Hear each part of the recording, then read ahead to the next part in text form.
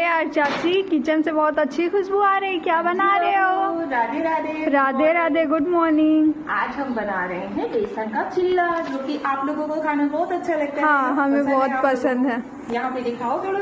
अरे यार चाची, इतना बड़ा बड़ा बना रही हो, जैसे दाल पूरी बनाते थे आप पहले। हाँ तो इतना बड़ा कौन चिल्ला बनाता है? मैं निशा पांडे। जो काम कोई नहीं करता वो काम मैं करती हूँ। तो यहाँ पे मैंने सोचा भी ये चलो इकोनॉमिक्स लेके पढ़ी हूँ ना, हाँ। तो इकोनॉमिक्स का कुछ तो फायदा उठाना चाहिए। अभी गैस आखिर मेरा जल ही रहा था, इससे बढ़िया बड़े बड़े बना करके जल्दी से छुटकारा ले लेते हैं।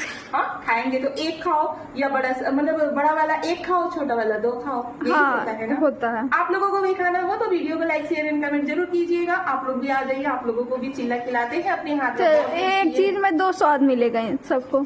क्या क्या? दाल पूरी का, चिल्ले का, दोनों का। ये देखिए भैया, मस्त है।